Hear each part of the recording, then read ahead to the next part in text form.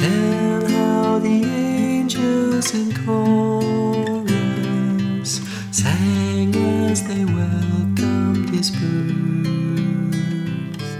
Glory to God in the highest, peace and good tidings to earth. Tell me the story of Jesus. Hello and welcome once again to The Detectives.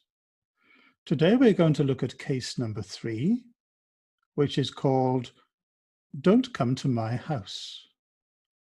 My name is Ian, and after we have learned the facts of the case, what really happened, we're going to ask ourselves the question, how did he do that? We're trying to put ourselves into a world that is completely different to ours. A land called Judea, and a people that lived over 2,000 years ago. And I want to tell you about the most wonderful man who ever lived. His name is Jesus. Many people think he had blonde hair and blue eyes. But as he was born in Bethlehem in Judea, and as his mother Mary was Jewish, it is more likely that he looked like this man, with dark hair, a darker skin, and dark eyes. The Bible doesn't tell us what he looked like. It just tells us he had a beard. But let's imagine that he looked like this man for the moment. Although he was born in Bethlehem, he was brought up in the village of Nazareth. And his stepfather, Joseph, was a carpenter. Now, Jewish boys were supposed to learn how to look after themselves and how to earn their money when they grew up. So Joseph probably taught Jesus to be a carpenter. But when he grew up, Jesus became a teacher. He left home and he went around the different streets and towns and villages of Judea, and he was teaching people about God. And they loved to hear him. They came from all around to listen to him teach. On the particular day that I'm speaking of, there was a Roman Centurion who needed Jesus' help.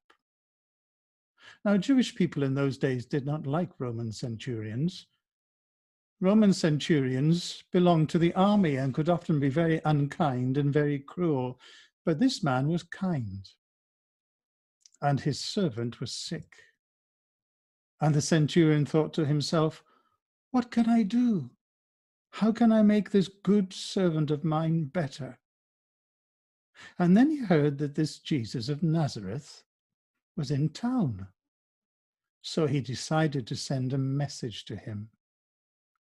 And he thought to himself, Jesus probably won't want to see me because I'm a centurion and he won't like Romans.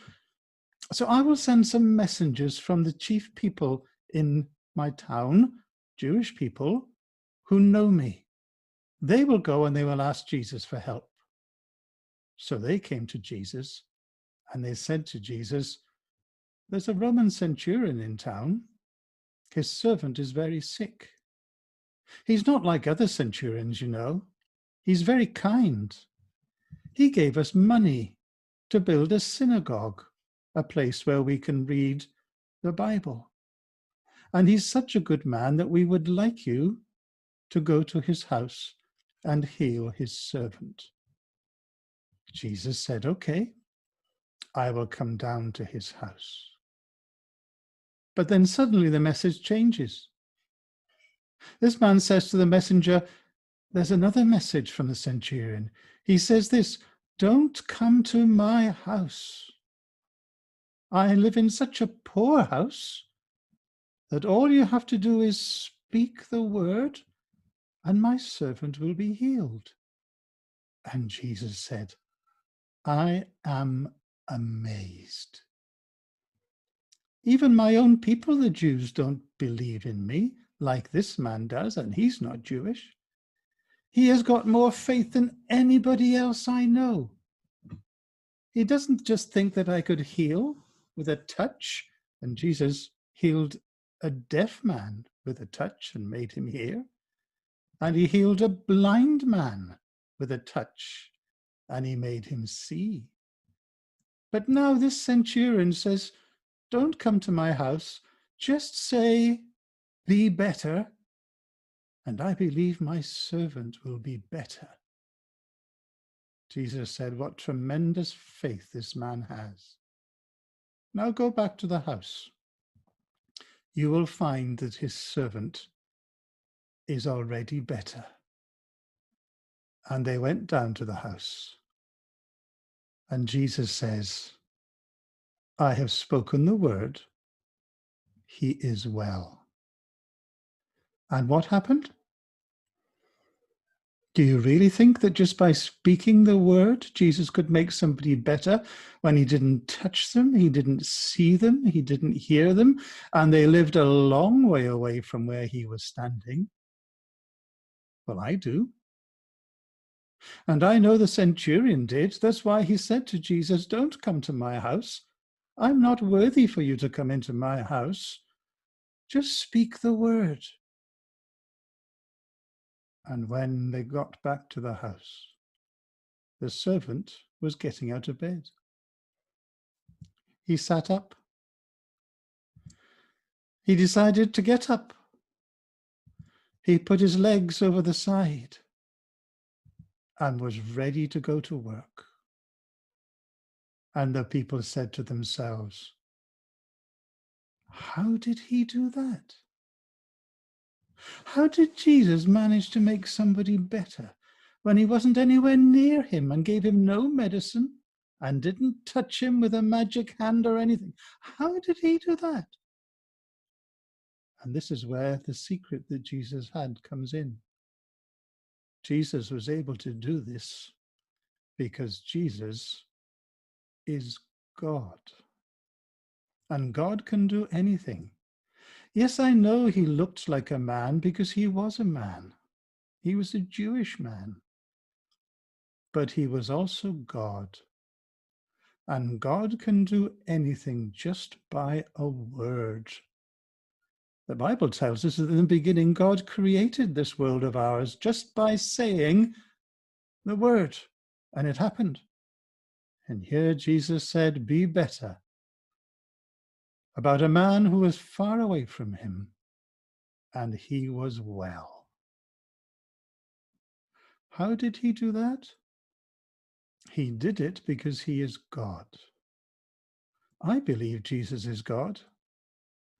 I hope you come to believe that as well.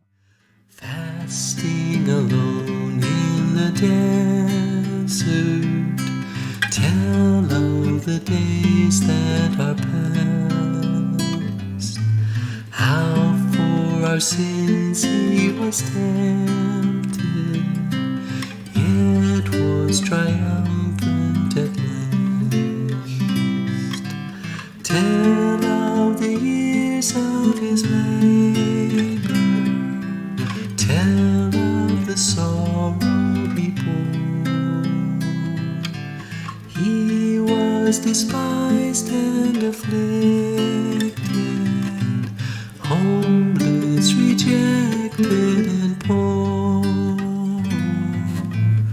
Tell me the story of Jesus, write on my heart every word. Tell me the story most precious, sweetest that ever was heard. Tell of the cross where they nailed him, writhing in anguish and pain. Tell of the grave where they laid him, tell how he liveth again. Love in that story so tender, clearer than ever I see. Stay, let me weep while while you whisper, love paid the ransom for me. Tell me the story of Jesus, write on my heart every word. Tell me the story most precious, sweetest that